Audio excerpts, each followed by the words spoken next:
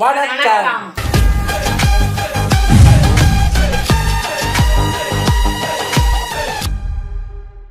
Sivan stories narrated by mister Tamilan episode 35 and 36. நேற்று செமையான ஒரு பாயிண்ட்டில் போய் நின்றுது.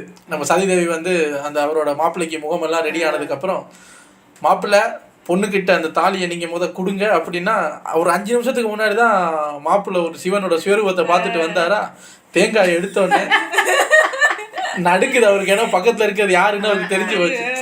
இன்னைக்கு தேங்காயை கொடுப்பாரா இல்லையா, தேங்காயை கீழே போட்டு உடச்சிட்டு எனக்கு இந்த பொண்ணே வேணாம் சார் அப்படின்னு ஓடிடுவாரா இல்லையாங்கிறதெல்லாம் பார்ப்போம். கொடுக்க மாட்டாருன்னு நினைக்கிறேன், ஏன்னா கை அந்த ஆட்டம் ஆடுது.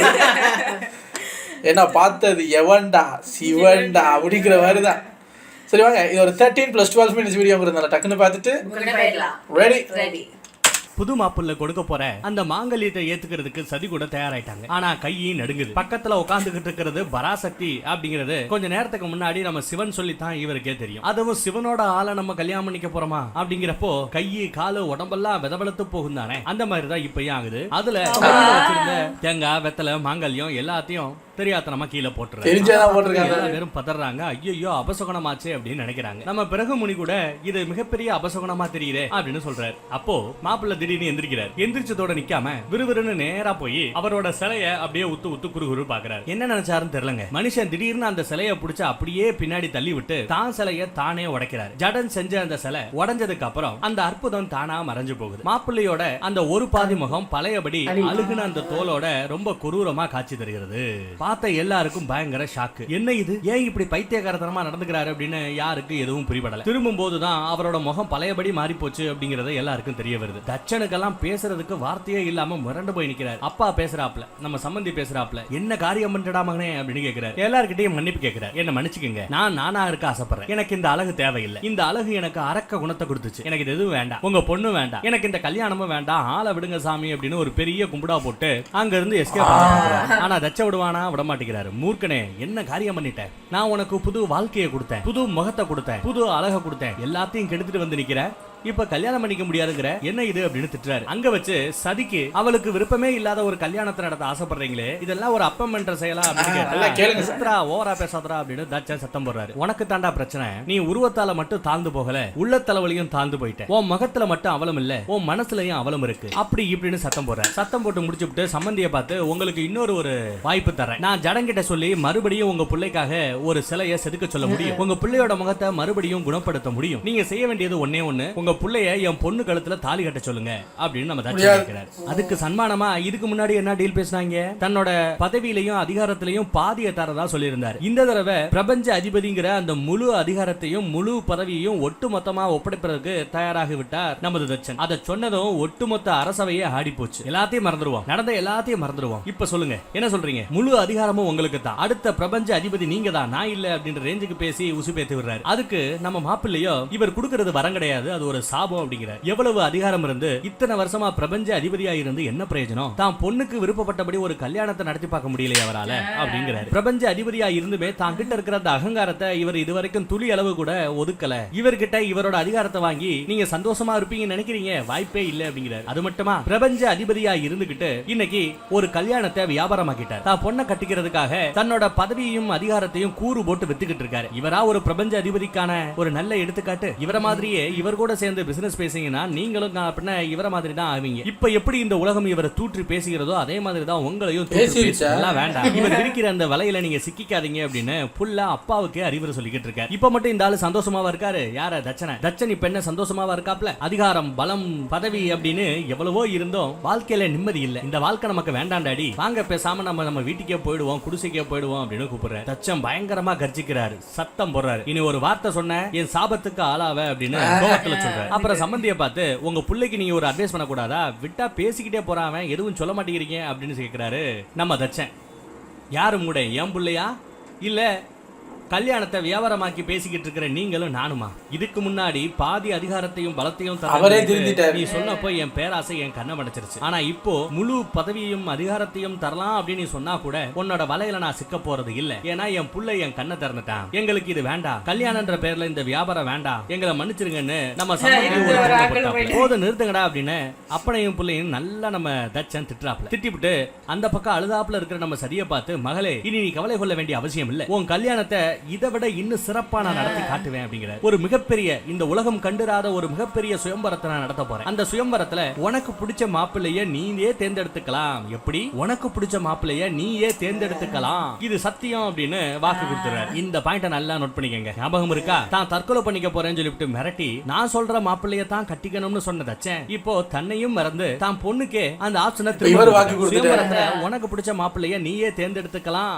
அப்படின்னு வாக்கு கொடுத்துட்டாரு. சோ இதுல என்ன ஆயிடுது? சதி கொடுத்த அந்த வாக்கு நியூட்ரலைஸ் ஆயிடுது. இப்போ தனக்கு தேவையான துணையை தேர்ந்தெடுக்கக்கூடிய அந்த அதிகாரம் நம்ம சதிக்கு வந்துருச்சு. அத நம்ம ரேவதி நோட் பண்ணி கொஞ்சம் சந்தோஷப்படுறாங்க. இப்படி சுயம்பரத்தை நடத்த போறதா தச்சன் சொல்ல, அத அந்த சம்பந்தி கேட்டு சும்மா இல்ல, சுயம்பரத்தை நீங்க தாராளமா நடத்துங்க, ஆனா சிவனுக்கு எதிரா யாராவது ஒரு இளவரசராவது சுயம்பரத்துல பங்கெடுக்க வருவாங்களா? நடக்கிற காரியமா இது அப்படிங்கிற மாதிரி பேசி இன்னும் கொஞ்சம் நம்ம தச்சனை வெறுப்பேத்துறாரு அந்த சம்பந்தி. இதெல்லாம் கேட்க முடியாம சகிக்க முடியாம அந்த பக்கம் சதிதேவி அவங்களோட அறைக்கு போயிடுறாங்க. பின்னாடியே ரேவதி போயிடுறாங்க. ரேவதி போய் சதிகிட்ட, ஜடன் தான் சிவன்ற மேட்டரை உனக்கு முன்னாடியே தெரியும்ல, அதை ஏன் என்கிட்ட சொல்லல அப்படிங்கிற மாதிரி கேட்க, என்ன பிரயோஜனம்? சிவன் ஜடனா இங்க வந்தது இந்த கல்யாணத்தை எப்படியாவது நடத்தி முடிச்சு இந்த தொல்லைய வேற யாருக்காவது கட்டி கொடுத்துடணும் சிவன் இவ்வளவு மெனக்கெடுத்து இருக்கிறார். அந்த மாப்பிள்ளையோட முகத்தை சரி பண்ணி எனக்கு கல்யாணம் பண்ணி வைக்கிறதுக்காக தான் அவ வந்திருந்த, தொல்லைய தீர்த்து விட்டா போதும்னு நினைச்சார். அப்படி இப்படின்னு தப்பு தப்பா புரிஞ்சுக்கிட்டு பேசுறாங்க. அடி பாவி, என்னடி இவ்வளவு தப்பு தப்பா பேசுற? நீ சொல்ற எதுவுமே கிடையாது. உண்மையிலேயே உன்னை கட்டிக்கிற அந்த நோக்கத்துல தான் சிவன் மனித ரூபத்துல மாறி இங்க வந்தாரு. இது எல்லாமே என்னோட புருஷன் சந்திர சொல்லி தான் எனக்கே தெரியும் அப்படின்னு நிறைய விஷயங்களை சொல்லி காமிக்கிறாங்க. தப்பு பண்ணது யாரு? அந்த சிவனா நீயா?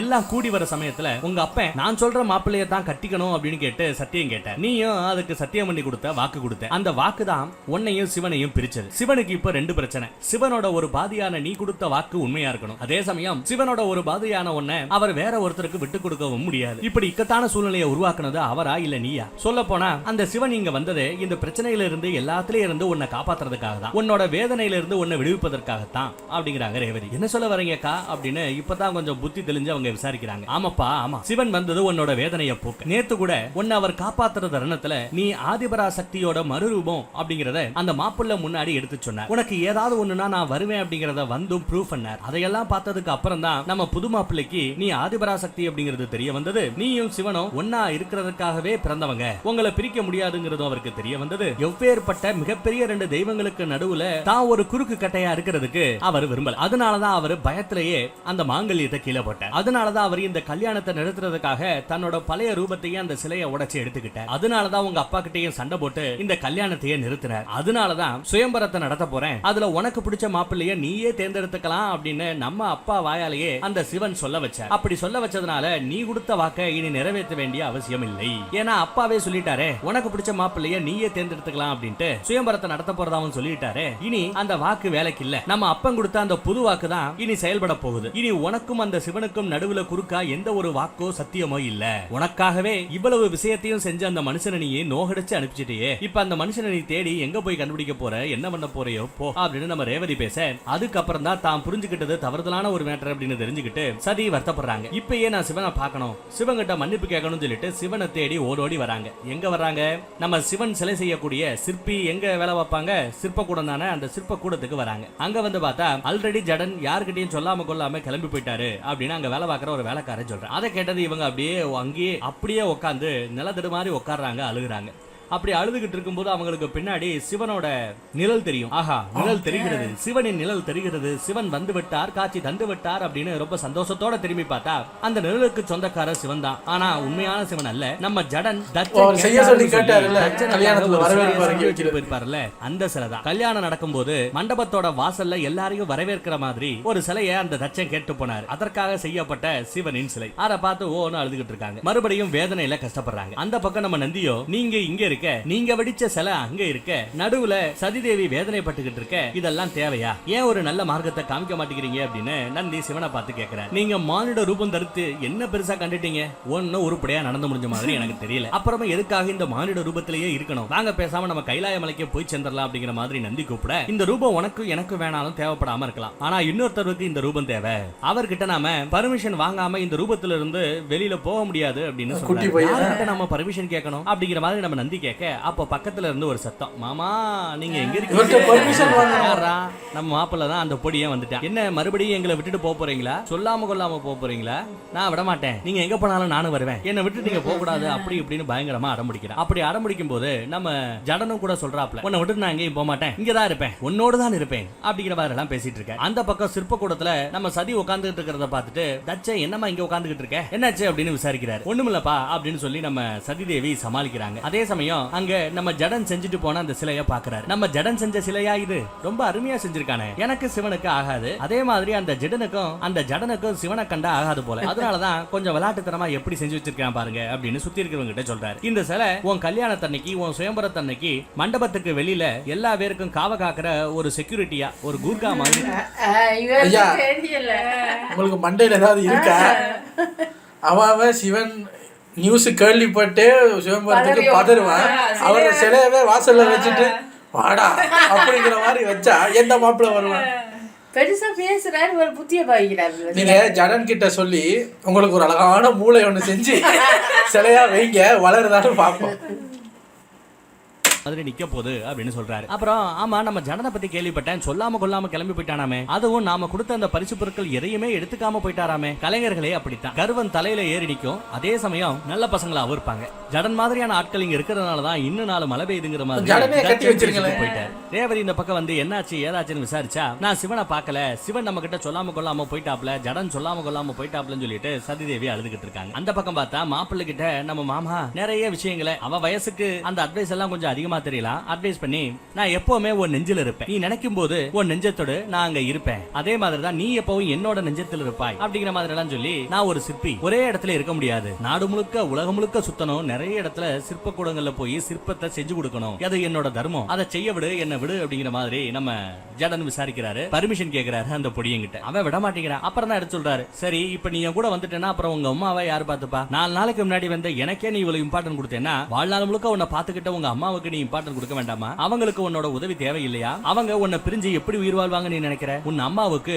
நீ தேவை. அதே சமயம் நீ என்னை வந்து சேரக்கூடிய அந்த காலம் இன்னும் கூடி வரவில்லை, அதுவரை நீ காத்திருக்க வேண்டும் அப்படிங்கிற மாதிரி சொல்ல, அந்த செய்தியை நம்ம நந்தி கேட்டு, நான் புரிந்து கொண்டேன், அந்த பையனுக்கு நீங்க பதில் சொல்ற மாதிரி சொல்லி எனக்கு நீங்க பதில் சொல்லிட்டீங்க, சதி உங்களோட சேரதற்கான அந்த காலம் இன்னும் கூடி வரல அப்படிங்கறத நான் புரிஞ்சுக்கிட்டேன் அப்படிங்கிற மாதிரி நந்தி தேவர் பேசிக்கிட்டு இருக்காங்க. அந்த பக்கம் பேசிட்டு இருக்காங்க, எப்படி சிவனை போய் பாக்குறது, அவர் எங்க போயிட்டு இருப்பாரு, எந்த தெருவில் இருப்பாரு, எதுவுமே தெரியாதே, அவரை எப்படி கண்டுபிடிக்கிறதுங்கிற மாதிரி யோசிச்சுட்டு இருக்கும்போது ரேவதி சொல்றாங்க, எப்படியாவது நீ சிவனை கண்டுபிடி, அந்த ஜடனை கண்டுபிடிச்சு அவர் கூட சேரப்பாரு, நீ தாமதிக்கிற அந்த ஒவ்வொரு மணி நேரமும் ஒவ்வொரு வினாடி நேரமும் அவர் உன்னை விட்டு பல கிலோமீட்டர் தூரம் தள்ளி போற மாதிரி நான் உணர்கிறேன், இன்னைக்கு நீ அவரை பார்க்கலனா வேற என்னைக்குமே அவரை பார்க்க முடியாம போயிடும், எப்படியாவது ஜடனை பார்த்து வச்சிருன்னு சொல்லிட்டு நம்ம ரேவதி அட்வைஸ் பண்றாங்க. அப்பதான் அவங்க யோசிக்கிறாங்க, கொஞ்ச நாளைக்கு முன்னாடி ஒரு பையன் ஒரு பொடிய வந்தான், மாமா மாமான்னு ஜடனையே கூப்பிட்டுக்கிட்டு இருந்தான், அந்த பாலகனோட வீடு தெரிஞ்சா மேபி அங்க போய் பார்க்கலாம், ஜடன் அங்க இருக்கலாம் அப்படின்னு சொல்லிட்டு நான் போறேன், அந்த பையனை தேடி நான் போறேன்னு சொல்லிட்டு அப்படியே தெரிச்சு ஓடுறாங்க நம்ம சதிதேவி. சுத்தி யார் இருக்காங்க எவர் இருக்காங்கன்னு கூட யோசிக்காம அரண்மனையில இருந்து அப்படியே தெரிச்சு ஓட ஆரம்பிக்கிறாங்க. அவங்க கால்கள் நிக்கவே இல்லை, ஓடிக்கொண்டே இருக்கிறது. அப்படி ரொம்ப ஆவலா சதி தெரிச்சு ஓடுறத அந்த பக்கம் இருந்து சதியோட அம்மா நோட் பண்றாங்க. இவங்க பேசிக்கிட்டதுல எவ்வளவு கேட்டாங்க, எவ்வளவு விஷயங்கள் அவங்களுக்கு தெரிஞ்சிருக்கு அப்படிங்கறதுல ஒரு கிளாரிட்டி. அந்த பக்கம் ஒரு வழியா மாப்பிள்ளைக்கு எல்லா அட்வைஸையும் பண்ணி இவனை கொண்டு போய் வீட்டுல விட்டு வா அப்படின்னு நம்ம நந்தியை சொல்லி அனுப்ப, நந்தி அந்த பையனை கூட்டிக்கிட்டு வீட்டுக்கு அந்த பொடியனோட வீட்டுக்கு அவனை விடுறதுக்காக நந்தி தேவர் போய் கொண்டு இருக்கிறார். அந்த பக்கம் அரண்மனையில பார்த்தா நம்ம தச்சன் அடங்குற மாதிரி தெரியலங்க. இன்னும் ஒரு பெரிய குண்டத்துக்கு போறதுக்காக அரசவைய நிறைய பேரை கூட்டி இருக்கிறான். தேவாதி தேவர்கள் கூட அங்க வந்திருக்காங்க. எல்லாரும் முன்னாடி ஒன்னு சொல்றாரு, என் பொண்ணோட கல்யாணத்துக்காக நான் ஒரு சுயம்பரத்தை நடத்த போறேன், அந்த சுயம்பரத்துக்கு இந்த பூமியில் இருக்கக்கூடிய அத்தனை நாட்டு இளவரசர்களும் வரணும், சுயம்பரத்துல பங்கெடுக்கணும், கல்யாணம் ஆகிருக்கோ ஆகலையோ, என் பொண்ணை பிடிச்சிருக்கோ பிடிக்கலையோ அதெல்லாம் எனக்கு தெரியாது, அத்தனை இளவரசர்களுமே சுயம்பரத்துல பங்கெடுக்கணும், யாரை தேர்ந்தெடுக்கிறாங்களோ அவங்க கண்டிப்பா என் பொண்ணை கட்டிக்கணும், இது என்னோட உத்தரவு, பிரபஞ்ச அதிபதிங்கிற அந்த பதவியை பயன்படுத்தி நான் இந்த அதிகாரத்தை, இந்த கட்டளை இடுகிறேன் அப்படிங்கிற மாதிரி ஒரு பெரிய குண்டை தூக்கி போடுறாரு. இதெல்லாம் கேட்டதும் அங்க இருக்கிற அரசவையில் இருக்கிற அத்தனை பேருமே பதறாங்க. அதுலயும் குறிப்பா சப்த ரிஷிகள்ல ஒருத்தர் நம்ம சந்திரனோட அப்பா, அவரு என்ன முட்டாத்தனமா பேசிக்கிட்டு இருக்கீங்க, ஒரு சுயம்பரத்துல பங்கெடுக்க சொல்லி எப்படி எல்லா இளவரசர்களுக்கும் உத்தரவு கொடுக்க முடியும், அதுவும் பிரபஞ்ச அதிபதியா இருந்து நீங்க உங்க பொண்ணுக்கு மட்டும் கட்டாய கல்யாணம் பண்ண விரும்பல, உலகத்துல இருக்கக்கூடிய அத்தனை இளவரசர்களுக்குமே நீங்க கட்டாய கல்யாணம் பண்ண பாக்குறீங்களா, இது என்ன மூர்க்கத்தனமா இருக்கு அப்படின்னு இவர் தாங்க நியாயத்தை எடுத்து கேட்கிறாரு, சத்தம் போடுறாரு. உடனே தச்சன், என்ன சிவன் பக்கம் சாஞ்சிட்டீங்களா, சந்திரன் புள்ளைய அவர் காப்பாத்தினாருங்கிறதுக்காக சிவன் பக்கம் சாஞ்சி பேசுறீங்களோ அப்படின்னு சொல்லிவிட்டு சம்பந்தியவே சத்தம் போட்டுக்கிட்டு இருக்காரு. இந்த பக்கம் நம்ம காசு பெருசியும் நியாயத்தை எடுத்து சொன்னா, என் மாப்பிள்ள நீ மாமனாருக்கு சப்போர்ட் பண்ணுவியா, வேற எவனுக்கும் சப்போர்ட் பண்ணிக்கிட்டு இருக்க அப்படின்னு சத்தம் போடுறாரு. பொண்ணுங்க கூட இல்ல நீங்க பண்றது தப்புன்னு சொல்ல வர தன்னோட பொண்ணுகளையுமே திட்ட ஆரம்பிக்கிறார். சுயம்வரத்துக்கான ஏற்பாடுகள் நடைபெறட்டும் அப்படின்னு அந்த பெரிய குண்டை போட்டுவிட்டு வச்சுவிட்டு தச்சன் அரண்மனையை விட்டு கிளம்பி போயிடுறாரு. பொண்ணுக்கு கட்டாய கல்யாணம் பண்ணி பார்த்திருப்போம், இல்ல தனியா மாப்பிள்ளைக்கு கட்டாய கல்யாணம் பண்ணி பார்த்திருப்போம். இங்க என்னடா பொண்ணுக்கும் கட்டாய கல்யாணம், சுயம்பரத்துல பங்கெடுக்க போற அத்தனை பேருக்கும் கட்டாயமா விருப்பமே இல்லைனாலும் வந்து பங்கெடுக்கணும், என் பொண்ணு மாலைய போட்டா நீதான் என் மருமகங்கிற மாதிரி ஒரு பெரிய கூத்த பண்ணிட்டு போறாரு தச்சன். அதுக்கு அடுத்து என்ன ஆகும் அடுத்த எபிசோட்ல. தேங்க்யூ. இல்ல இப்ப கட்டாயமா எல்லாரும் வரணும் அப்படின்னும் போது அதுல எப்படியோ அந்த கேட்டகரியில சிவன் வந்துடணுமா, பிடிக்குதோ இல்லையோ என் பொண்ணு யாரை கை காடுதோ அவர் தான் கல்யாணம், அவர் ஒன்றும் பேசக்கூடாது அப்படின்னா இப்ப சிவனுக்கு ஒன்றும் பேச முடியாது, வந்துடணுமா. வந்தோடனே பொண்ணு வந்து 7 அடுக்கா அப்படின்னோடனே 7 அடுக்கா சிவன் சொல்லுவாரா, நோ இல்ல ரஜினி, நோ மிஸ்டர் கமல் அப்படிங்கிற மாதிரி அவர் சொல்லுவார். அதெல்லாம் முடியாது, இன்னைக்கு எல்லாருக்கும் கட்டாய கல்யாணம், தாலி கட்டினதுக்கு அப்புறம் உருவத்தை காட்டணுமா, இவருக்கு இந்த மாதிரிதான் பண்ண இந்த ஆளுக்கு கொஞ்சமாவது இப்படி காக்காப்பி அளவுக்காக ஒரு அறிவு வேணாம். இவ்வளோ பெரிய பிரபஞ்ச அதிபதிங்கிறீங்க, சை அவ்வளோ பேர் சொல்றாங்க, அவர் சம்மந்தியா இருக்கட்டும் மாப்பிள்ளையா இருக்கட்டும் அங்க இருக்கு அவ்வளோ பேர் சொல்றாங்க, பொண்ணுங்கள்லாம் சொல்லுது. யாரு சொன்னாலும் ஏய் சாபம் கொடுத்துருவேன் பொத்திக்கிட்டு இருக்கேன். அது அவ்வளவும் யாரு மேலேயும் பாசமெல்லாம் கிடையாது, சிவன் மேல அவ்வளவு ஈகோ.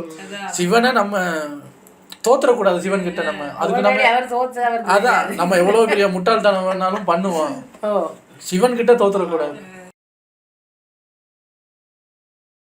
வாங்க எபிசோட் 36 பார்த்துருவோம்.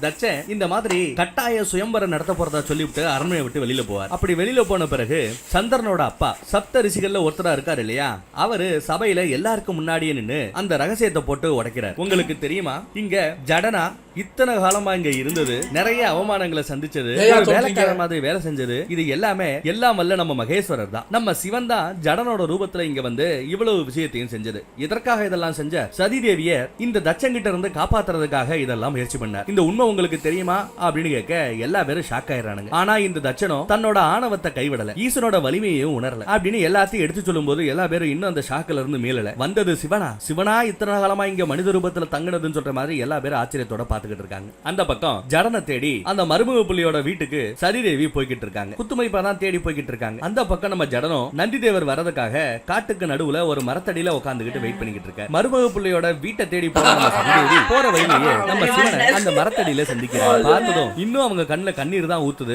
பட் ஆனந்த கண்ணீர். சிவனையே கண்கொள்ளாம பாத்துக்கிட்டே இருக்காங்க. சிவனும் யாரோ நம்மள பாக்குறாங்கன்னு சொல்லி திரும்பி பாக்குறாரு. பார்த்தா நம்ம சரிதான். ஒரு வழியா நம்ம காதல் ஜோடி ஒருத்தர் பாத்துக்காம பேசிக்காம பிரிஞ்சு போயிடுவாங்களோ அப்படின்னு பார்த்தோம். பாத்துக்க பேசிக்க ஒரு வாய்ப்பு கிடைக்குது. சிவனும் சதியை பார்த்து சிரிக்கிறார். நான் கூட முறப்பாரோ நினைச்சேன், நல்ல வேலை சிரிக்கிறார். அப்படியே கேமராவை அந்த காதல் ஜோடிக்கு அப்படியே சுத்தி ரவுண்ட் அடிச்சு காமிச்சிட்டு இருக்காங்க. அப்புறம் நம்ம சதி பேச ஆரம்பிக்கிறாங்க. இவ்வளவு நாளா என் அரண்மனையில இருந்திருக்கீங்க, என் கூடவே இருந்திருக்கீங்க, இருந்தும் உங்களை நான் கண்டு காணாம விட்டுட்டேன், என்ன மன்னிச்சிடுங்க அப்படின்னு மன்னிப்பு கேக்குறாங்க. நீங்க எனக்காக வந்தீங்க, ஆனா நானும் அதை அறியாம உங்களை விட்டு விலகி போனேன், அதுக்கும் மன்னிச்சுக்கங்கிறாங்க. நீங்க சொன்னதெல்லாம் நிஜம்தான், நான் உங்களை கட்டிக்க அருகதை இல்லாதவதா, தகுதி இல்லாதவதா, என்ன மன்னிச்சுக்கங்கிறாங்க. உங்களை உதாசீனப்படுத்தினது இதுதான் கடைசியா இருக்கும், இனி என்னைக்குமே நான் உங்களை உதாசீனப்படுத்தவே மாட்டேன் அப்படிங்கிற மாதிரி சதிதேவி சொல்றாங்க. கை கூப்பி மன்னிப்பு கேட்கறாங்க. நல்ல மனசோட உண்மையான பக்தியோட உங்க காலில் விழுந்து யாராவது மன்னிப்பு கேட்டா நீங்க மன்னிப்பீங்கன்னு நான் கேள்விப்பட்டிருக்கிறேன், அந்த மன்னிப்பை எனக்கு கொடுங்க அப்படின்னு நம்ம சதி அப்படியே வணங்கி நிக்கிறாங்க. மன்னிப்பீங்களா அப்படின்னு கேட்கவும் செய்யறாங்க. இதுக்கப்புறமா நான் இங்க இருக்க விரும்பல, இப்பயே கைலாய மலைக்கு போயிடலாம், நீங்க எங்க இருக்க சொல்றீங்களோ அங்க இருக்க, எப்படி இருக்க சொல்றீங்களோ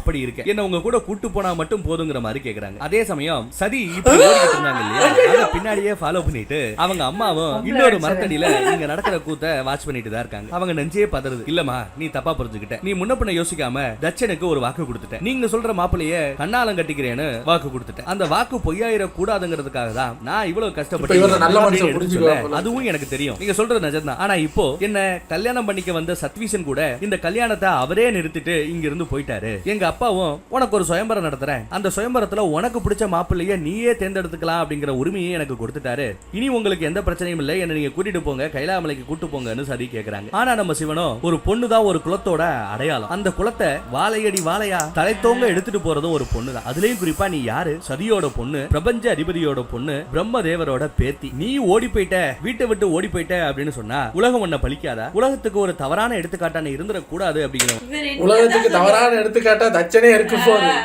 அவங்க தெய்வம் தானே, அப்ப சரிதானே அவர் சொல்றது. உங்களுக்கு என்னதான் சார் பிரச்சனை? டைம் வரட்டும் வந்து அவர் இப்ப சொல்லாம சொல்றாரு.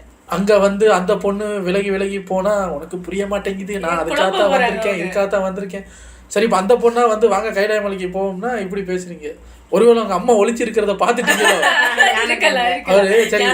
சரி வா சுருதின்னும் போது கிளம்பி இங்கேயும் வந்துருச்சு, இப்ப எப்படி வந்து வளர்க்கணுமே அப்படின்ட்டு, இல்லை இல்லை நீ வீட்டுக்கே போய்விடு.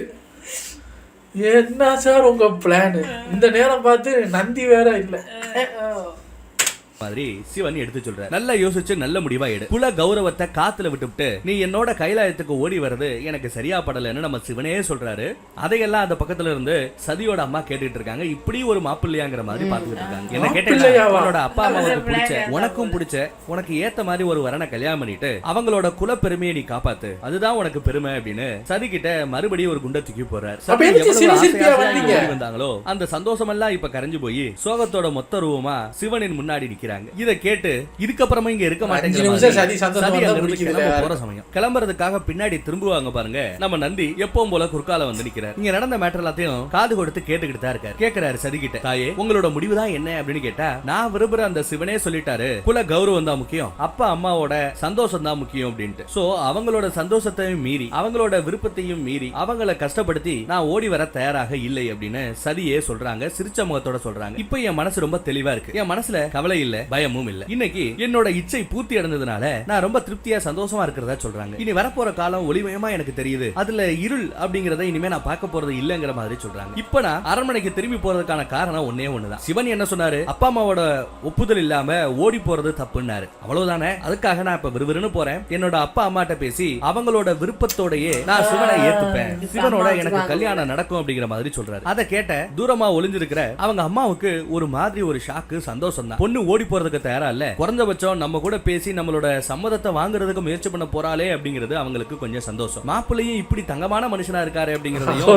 புரிஞ்சுக்கிறாங்க. அப்படியே சிரிச்ச முகத்தோடைய அரண்மனையை நோக்கி போறாங்க. இவ்வளவு காலமா நம்ம சிவன் என்ன சொல்ல வந்தாரோ அந்த விஷயத்தை இப்ப தாங்க பயவுள்ள எப்படி வெளியில ரிலீஸ் பண்ணிருக்காருன்னு பாருங்க. ரெண்டு பேருக்கும் கல்யாணம் நடக்கும், நம்ம காதலிக்கிறோம் தான், கல்யாணம் பண்ணணும் தான். ஆனா உன்னோட அப்பா அம்மாவோட சந்தோஷத்தோட சம்மதத்தோட அந்த கல்யாணம் நடக்கணும் அப்படிங்கறதா நம்ம சிவன் மனசுல நினைச்சுக்கிட்டு இருந்த விஷயம். அதை புரிஞ்சுக்கிறதுக்கு சதியும் சரி நாமளும் சரி புரிஞ்சுக்கிறதுக்கு இவ்வளவு காலம் ஆயி போச்சுங்க. ஆனா இதுல ஒரு நல்ல விஷயம், தச்சன் சிவன் மோசமானவன் சொல்லி குடும்பத்துல இருந்த எல்லா பொம்பளைகளோட மனசுலயும் சிவன் பத்தி அந்த எண்ணத்தை கொஞ்சம் மட்டமா வச்சிருந்தாரு, தப்பாவே வச்சிருந்தாரு. ஆனா இன்னைக்கு இந்த அம்மாவுக்கு தெரிஞ்சு போச்சு, தனக்கு வரப்போற வருங்கால மாப்பிள்ளை நம்ம சிவன் எவ்வளவு தங்கமான மனுஷன் அப்படிங்கிறது அவங்களுக்கு புரிஞ்சு போச்சு. அப்புறம் இன்னொரு மேட்டர் நமக்கு தெரிய வருதுங்க. கட் பண்ண அடுத்த சீன்ல சதியோட அக்காமார்கள் ரெண்டு பேரு இந்த பக்கம் சப்த ரிஷிகள்ல முக்கியமான ரிஷிகளான பிறகு முனிகிட்டையும் காசிவ ரிஷிகிட்டையும் பேசிட்டு இருக்காங்க. அப்படி பேசிட்டு இருக்கும் போதுதான் அந்த மேட்டர் நமக்கு தெரிய வருது. என்னன்னா பிறகு முனி கூட நம்ம தச்சனோட மருமக பிள்ளைகள்ல ஒத்தந்தானா. இங்க நிக்கிற அந்த ரெண்டு அக்காமார்களையும் கட்டிக்கிட்ட மாமமார்க இவங்க ரெண்டு பேர் தான். அது நமக்கு இப்பதாங்க தெரிய வருது. இந்த தாத்தாவா அது அவருக்கு மட்டும் முடி கருப்பா இருக்கு, இவருக்கு வெள்ளையா இருக்கு, இவரு மருமகனா? இவங்க 4 பொம்பளைகள், 2 பேர் அவர்கிட்ட, ஒண்ணு இவர் அதிதி, இவர் ஆற கட்டிருக்காரப்ப.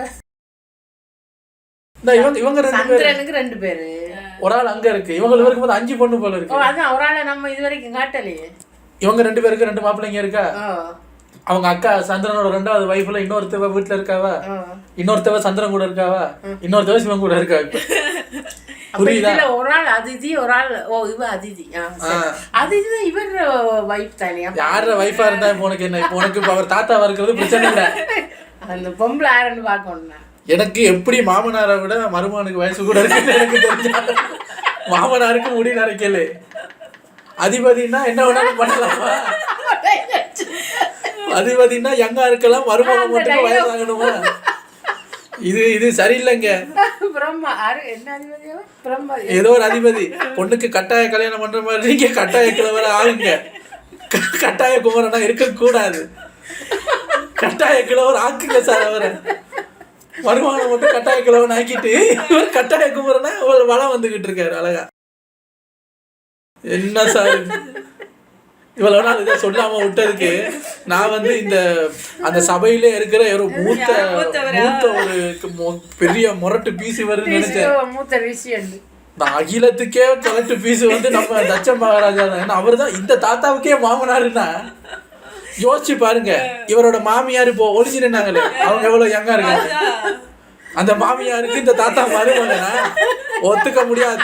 சீனை மாத்து, கதையை மாத்து, இல்லன்னா அடுத்த எபிசோட. அதான் நல்லா இருக்கே. யாரு பொம்பளை? அந்த நிக்குது, அவருக்கு எதிராக நிக்குது. எனக்கு அது சந்தேகம். எனக்கு என்ன சந்தேகம்? ஒத்துக்கிட்டு தான் ஆகணும். இது ரெண்டு பேரும் அவங்க வைஃப். இவர் அவருக்கு, இவர் அவருக்கு. அப்ப சந்திரன் ஒரு ஆள் இங்க இருக்கணும். சந்திரன் ஒரு ஆள் இவங்களோட, அவ வேற பக்கத்து ரூம்ல இருக்கா. இது வரைக்கும் நான் பார்க்கலையே. இவன் அங்க வருவா. இதுல ஒரு விஷயம், எல்லாருக்கும் அந்த ஒரே கலர் ட்ரெஸ் தான் வச்சிருக்காங்க. 36 எபிசோடா அவங்க ட்ரெஸ் மாத்தாம ப்ளூனா ப்ளூ. இல்ல ஆரம்பத்துல சொன்னாங்க போய் ரெட் கலர் உடுத்திருப்பான். ஒருத்திய காட்டு இவதான் அது. அவருக்கு 5 பொண்ணு. அவருக்கு 5 பொண்ணு, அவருக்கு 4 மருமகன், அவருக்கு 15 வயசு. இதுதான். இதை இனி மைண்ட்ல வச்சுக்கிட்டு ஓட்டுங்க. இனி எந்த கலவனை பார்த்தாலும் நம்ம டவுட்டா பார்க்கணும். தச்சன் மகாராஜாவுக்கு மருமகன், தம்பி, தங்கச்சி யாராவது வருவாங்க. சபையில இவங்க கொஞ்சம் சிவனுக்கு சப்போர்ட்டா ஏதோ பேச வர, சிவனுக்கு கூட சப்போர்ட்டா பேச வரல. கட்டாய சுயம்பரம் தேவையா அப்படின்னு கேட்க வர இவங்க 2 பேரையும் அசிங்கப்படுத்திருப்பாரு. அதை பத்தி தான் இப்ப பொண்ணுங்க பேசிட்டு இருக்காங்க. என்னதான் இருந்தாலும் அப்பா பண்ணது தப்பு, தன்னோட மருமக பிள்ளைகளை சபைக்கு மத்தியில வச்சு இப்படி அவமானப்படுத்தி இருக்க கூடாது அப்படின்னு சொல்லி பேசிட்டு இருக்காங்க. உங்ககிட்ட தனியா கூட பேசியிருக்கலாம். தனியா ஒரு ரூம்ல வச்சு கூட உங்க 2 பேரையும் திட்டுறதுக்கு மாமனாரா அவருக்கு உரிமை உண்டு. ஆனா சபைக்கு மத்தியில இப்படி அசிங்கப்படுத்திட்டாரு அப்படின்னு பொண்ணுங்க 2 பேரும் அப்படியே குமுறாங்க. அங்க நம்ம காசி பிரேசி சொல்றாரு, உங்க அப்பாவுக்கு எப்பேற்பட்ட ஆட்களை பிடிக்கும் தெரியுமா? சுய கௌரவத்தை தூக்கி வச்சுட்டு எல்லாத்துக்கும் சிங்கிச்சா அப்படின்னு சிஞ்சா அடிக்கிறவங்களை மட்டும் தான் உங்க அப்பாவுக்கு பிடிக்கும். ஒரு வகையில சொல்ல போனா நானும் சரி, பிரகுமுனியும் சரி, அவர் சொல்ற எல்லாத்துக்கும் ஆமா போடக்கூடிய ஒரு கேரக்டர் தான். அதனாலதான் எங்க 2 பேரையும் தான் பிள்ளைகளுக்கு மருமக பிள்ளையா தேர்ந்தெடுத்தாரோ என்னவோ அப்படிங்கிற நம்ம சிவனை அவர் எதிர்ப்பதற்கான காரணமும் இதுதான். ஏன்னா ஆமா போட்டா தாத்தாவை எல்லாம் மருமக பிள்ளையா ஏத்துக்குவீங்களா?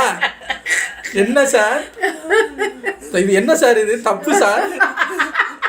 யாரு ஆமா போட்டாலும் எதிர்த்து நிக்கிறனால அவரை பிடிக்கல. இப்ப இவங்க எல்லாரையும் விட நம்ம சிவன் எவ்வளவு யங்கா இருக்காரு. அவர் எதிர்த்து நிக்கிறதுனால ஒத்துக்க மாட்டாரு. ஆமா சொன்ன ஒரு காரணத்துக்காக ஒரு தாத்தா வாழ்க்கையை அழிச்சிருக்கீங்க. இந்த தாத்தாக்கு கட்டாய கல்யாணம் பண்ணி வச்சிருக்கீங்க. மகள் வாழ்க்கையை தான் அழிச்சிக்க தாத்தாவை கொடுத்து. நல்லா இருக்கே. சிவன் ஆமாஞ்சாமி போறவர் இல்ல. தனக்கு பட்டதை சரின்னா அப்படியே ஊனி நிக்கிறவர், சுயமரியாதை கொண்டவர், யாருக்காகவும் எதுக்காகவும் தான் முடிவை மாத்திக்காதவர். அதனாலதான் சிவனுக்கும் தட்சனுக்கும் ஆகவே மாட்டேங்குது அப்படிங்கிற மாதிரி அவரும் சொல்றாரு. இத பத்தி நீங்க கண்டிப்பா எங்க அப்பா கிட்ட பேசணும் அப்படிங்கிற மாதிரி அங்க இருக்கிற அதித்தி அக்கா சொல்ல, அதுக்கு அவர் புருஷன் இல்ல வேண்டாம், சதியோட மேட்டரை இன்னும் தீர்ந்தபாடு இல்ல, இந்த சமயத்துல போய் நாம போய் புது பிரச்சனை ஏற்படுத்த வேண்டாம், காத்திருப்போம் அப்படிங்கிறார். பிறகு முனி ஒருபடி மேல போய், மாமனாரா இருந்தாலும் அவரு எங்க அப்பாவுக்கு நிகரானவர், அவருக்கு எங்களை திட்டுறதுக்கான அந்த உரிமை உண்டு அப்படின்னு பேசும்போது அவங்க பொண்டாட்டி, அதுக்காக உங்க தன்மானத்தை விட்டு கொடுக்க முடியுமா? என்னதான் இருந்தாலும், என்னதான் நீங்க வீட்டோட மாப்பிள்ளையா இருந்தாலும் உங்களுக்கு ஒரு மட்டு மரியாதை வேண்டாம் அப்படிங்கிற மாதிரி அவங்க பொண்டாட்டி பேசுறாங்க. அதுக்கு நம்ம பிறகு முடியோ, இல்ல நம்ம பிரச்சனையை அப்புறம் பார்த்துப்போம், சப்த ரிஷிகள்ல நாங்க 2 பேர் தான் இங்க இருக்கோம், மீதி ஆட்கள் வெளியில இருக்காங்க, அவங்க கொஞ்சம் கோவமா இருக்காங்க, அவங்களோட கோவத்தை குறைச்சு அவங்கள நல்லபடியா அனுப்பி வைப்போம், அந்த வேலையை முத பாக்கலாங்கிற மாதிரி பிரகுமுனியும் பேசுறாரு. காசிபரே வாங்க போலாம் அப்படின்னு காசிபரை கூட்டிட்டு அவரும் கிளம்பி போற. போய் ஒரு கூட்டத்தை கூட்டி கோவப்பட்டு இருக்கிற சப்த ரிஷிகள்ல மீதி ரிஷிகள் எல்லா பேர்கிட்டையும் மன்னிப்பு கேட்கிறார். தட்சன் சார்பா நாங்க மன்னிப்பு கேட்டுக்கிறோம், நீங்க இதை பெருசா எடுத்துக்க வேண்டாம் அப்படின்னு மன்னிப்பு கேட்கிறார் பிரகுமுனி. அதுக்கு நம்ம சந்திரரோட தகப்ப இருக்காரு இல்லையா, அவர் சொல்றாரு, எங்களுக்கு வந்த அவமானம் கோபம் இதெல்லாம் ஃப்ரீயா விடுங்க, அதெல்லாம் பிரச்சனை இல்லை. ஆனா சரி, தட்சனுக்கு பொண்ணா பிறந்ததே சிவனை மணக்கணுங்கிற அந்த ஒரே நோக்கத்துக்காக தான். அப்படி இருக்க சிவனை விடுத்து இன்னொருத்தரோட கல்யாணமா, சுயம்பரமா, இதுக்கு ஒரு காலமும் ஒத்துக்க மாட்டேங்கிற மாதிரி ஒத்த கால்ல நிக்கிறாரு அவரு. சரி அதை விடுங்க, ஜோதிடத்தை கணிக்கிறதுல உங்களுக்கு நிகர் வேற யாரும் இல்ல பிரகுமணி. நீங்களே என்ன பண்ணுங்க, தட்சனுக்கும் தட்சனோட பொண்ணு சதிக்கும் ஜோசியம் பாருங்க. அவங்க எதிர்காலம் எப்படி இருக்கும்னு கணிங்க. சிவனோட கல்யாணம் நடக்க போகுதா இல்ல வேற ஒருத்தரோட கல்யாணம் நடக்க போகுதா அப்படிங்கறத கணிச்சு சொல்லுங்களேன் பார்க்கலாம் அப்படிங்கிற மாதிரி சொல்றாரு. அதுக்கு நம்ம பிரகுமணி என்ன பதில் சொல்ல போறாருன்னு ரொம்ப ஆர்வமா இவங்க பொண்டாட்டிமார்கள்லாம் பக்கத்துல இருந்து அப்படியே எட்டி பாக்குறாங்க, என்ன பேசிட்டு இருக்காங்கங்கறத கேக்குறாங்க. பிரகுமணியும் இத பத்தி நான் ஏற்கனவே கணிச்சிட்டேன், என்னோட ஜோதிட கணிப்பின்படி சதியோட கல்யாணம் கண்டிப்பா சிவனோடு மட்டும்தான் நடக்கும் அப்படிங்கறத கணிச்சு வச்சிருக்கிறாரு அந்த மனுஷன். ஏற்கனவே எல்லா பேரும் மெர்சல் ஆயிராங்க, அப்படியா அப்படிங்கிற மாதிரி. உடனே சந்திரரோட தகப்பை எந்திரிச்சு நின்னு எஜமானுக்கு விசுவாசம் காட்டலாம், ஆனா இந்த லெவலுக்கா உங்களோட கணிப்பே இப்படி சொல்லி இருக்க, இத பத்தி நீங்க தச்சங்கிட்ட எதுவும் சொல்லாம அவர் இஷ்டப்படி அவர் இழுக்கிற இழுப்புக்கெல்லாம் போய்கிட்டு இருக்கீங்களே, இது நியாயமா அப்படின்னு கேட்கிறாரு. எல்லாம் தெரிஞ்சிருந்தும் நீங்க ஏன் மௌனமா இருக்கீங்க அப்படின்னு கேட்கிறாரு. தச்சன் தலக்கணத்துல ஆடிக்கிட்டு இருக்கார், அதை கொஞ்சம் அடக்கி ஒடுக்கலன்னா அந்த தலக்கணமே அவரை அழிச்சிரும், அவர் பதவியை பறிச்சிரும். அதுக்கு முன்னாடி நீங்க அவருக்கு நல்லது செய்யறதா இருந்தா அவருக்கு இந்த விஷயங்களெல்லாம் எடுத்து சொல்லுங்க அப்படிங்கிற மாதிரி சொல்றாரு. இனி எதையும் நம்மளால மாற்ற முடியாது. சதியும் சிவனும் ஒன்னு சேர்றதற்கான அந்த நாட்கள் நெருங்கி வந்து விட்டன. அவங்க ரெண்டு பேரோட அந்த இணைப்பை இனி யாராலையுமே தடுத்து நிறுத்த முடியாது, தச்சனா இருந்தாலும் முடியாது. அதுவே இந்த திருஷ்டிக்கும் இந்த உலகத்துக்கும் நல்லது அப்படிங்கிற மாதிரி சொல்றாரு. இந்த பக்கம் நம்ம சதிதேவி சிவங்கிட்ட எல்லாம் பேசிட்டு அப்பா அம்மா சம்மதத்தோட சிவனுக்கும் எனக்கும் கல்யாணம் நடக்கும் அப்படின்னு சொல்லிட்டு இந்த பக்கம் சந்தோஷமா வராங்க. தான் அரண்மனைக்கு தன்னோட அறைக்கு வராங்க. என்னாச்சு போய் பாத்தையா பேசினியா அப்படின்னு கேட்க, ஆமா சிவனை பார்த்தேன் பேசினேன், அவர் குல கௌரவம் முக்கியங்கிறாரு, அப்பா அம்மாவோட சம்மதமும் முக்கியங்கிறாரு. இவ்வளவு நாளா அவர் சொல்லாம சொல்லிக்கிட்டு இருந்தது அதுதான், சிவனும் சதியும் கல்யாணம் பண்ணிக்கலாம் ஆனா அப்பா அம்மாவோட சம்மதத்தோட. அதை நான் இப்ப புரிஞ்சுக்கிட்டேன். நான் ஒரு காலமும் சிவனோட இடத்துல இருந்து அவரோட பாயிண்ட் ஆஃப் வியூ நான் யோசிச்சதே கிடையாது, ஆனா அவரோ என்னோட பாயிண்ட் ஆஃப் வியூல இருந்து ஒவ்வொரு விஷயத்தையும் யோசிச்சிருக்காரு. எனக்கு அவப்பேர் வந்துருமோ, நான் கொடுத்த வாக்க நிறைவேற்றாம போயிடுமோ அப்படின்னு ஒவ்வொன்னும் என் பக்கம் இருந்து அவர் யோசிச்சிருக்காரு. என் பக்கத்துல இருந்து அப்பா அம்மா அவங்களோட சம்மதம் இல்லாம எனக்கு கல்யாணம் ஆச்சுன்னா நான் எப்படி கஷ்டப்படுவேங்கிறத கூட அவர் உணர்ந்திருக்கிறார். அதனாலதான் அப்பா அம்மா சம்மதத்தோட அவங்க முன்னாடி நம்ம கல்யாணம் நடக்கணும் அப்படின்னு அவர் எதிர்பார்க்கிறாருங்கிறத நான் புரிஞ்சுக்கிறேன் அப்படி இப்படின்னு பேசிட்டு இருக்காங்க. இனி எனக்கு தேவை அப்பா அம்மாவோட சம்மதம். அவங்களோட சம்மதத்தை வாங்குறதுக்கு அதுக்கு முன்னாடி என் கூட பிறந்த அக்காமார்கள் உங்க எல்லாரோட சம்மதமும் எனக்கு வேணும் அப்படின்னு கேட்க. அதுக்கு நம்ம ரேவதியோ அதற்கென்ன நாங்க இருக்கோம், எப்படியாவது எப்பாடு பட்டாவது பர்மிஷன் வாங்கிடலாம் அப்படிங்கிற மாதிரி ரேவதி சொல்றாங்க. மூத்தக்காவே காப்பாற்ற முடியல, ஒரு தாத்தாவை கட்டி வச்சுட்டீங்க, இப்ப இவங்களை காப்பாற்ற வந்துட்டீங்க சார். உங்களையே உங்களால காப்பாற்ற முடியல. இப்ப அவங்க அப்பாட சம்மதத்தை வாங்கணும்னா சிவன் ஒரு 150 வயசு தாத்தாவா அங்க வாங்கி ஆமா ஜாமி ஒட்டனே கல்யாணம். ஆனா சிவன் அதை பண்ணுவாரா? கிழவன் ஆனாரு ஆகவாரே தவிர ஆமா ஜாமி போட மாட்டார்.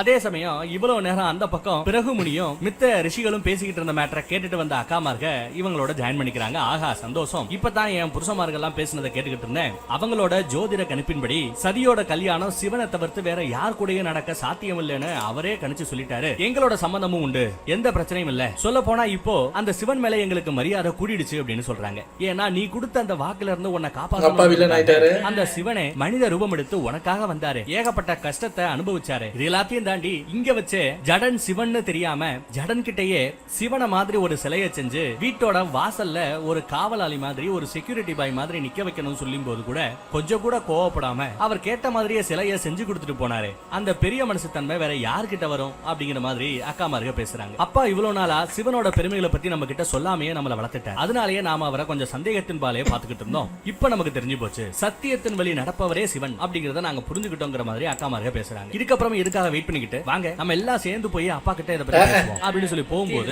இல்ல இல்ல கொஞ்சம் அமைதியா இருங்க பொறுங்க அப்படிங்கறாங்க நம்ம சதிதேவி. அவசரப்பட வேண்டாங்கறாங்க. முதல்ல நம்ம பேச வேண்டியது நம்மள பெத்த நம்ம தாய் கிட்ட, அம்மா கிட்ட தான் நாம இத பேசணும், அம்மாவோட சம்மதத்தை வாங்கணும், அதுக்கு அப்புறம் தான் நாம அப்பா கிட்ட இத பத்தி பேசணும்னு சொல்றாங்க. அதே சமயம் அந்த பக்கம் அரண்மனையில தச்சன் தனித்திருக்க சப்தரிஷிகள் போய் அவரை பார்த்து பேச போறாங்க. சந்திரரோட தகப்பன் தான் முன்னிலை வகித்து பேசுகிறார். உனக்கு அறிவு புகட்டத்தான் நாங்க இப்ப வந்திருக்கிறோம், உனக்கு தெரியாத சில விஷயங்களை சொல்றோம் கேள் அப்படின்னு சொல்லி ஆரம்பிக்கிறார். மனித ரூபத்துல ஜடனோட ரூபத்துல இங்க வந்து எல்லா அற்புதத்தையும் செஞ்சுட்டு போனது வேற யாரும் இல்ல, சாட்சாத் அந்த ஈசனே தான் அப்படின்னு சொல்றாரு. தட்சனுக்கு பயங்கர ஷாக். நீங்க படுத்தின அவமானத்தையும் தாண்டி நீங்க கேட்ட மாதிரி இந்த அரண்மனையோட காவலாளி மாதிரி ஒரு சிவன் சிலையும் செஞ்சுட்டு போனாரு, அவருக்கு தான் உங்க பொண்ணு. சிவனுக்கும் சரிக்கும் திருமணம் நடந்தே ஆகணும். சப்த ரிஷிகளோட சார்பா எங்களோட முடிவா இதை நான் உங்ககிட்ட சொல்லணும்னு வந்தோம், சொல்லிட்டோம், அம்புட்டுதான் அப்படிங்கிற மாதிரி பேசுறாரு. தச்சன் கேட்டு ஷாமா ஷாக் ஆகி எந்திரிக்கிறாப்ல. காசிப ரிஷியோ மாமா இதுக்கு நீங்க உடன்பட்டு தான் ஆகணும் அப்படின்னு சொல்ல, நிறுத்துங்க அப்படின்னு தச்சன் சத்தம் போடுறாரு. எல்லாரும் சேர்ந்து என்ன அவமானிக்க பாக்குறீங்களா? இந்த அவமானம் எனக்கு தேவைதானா?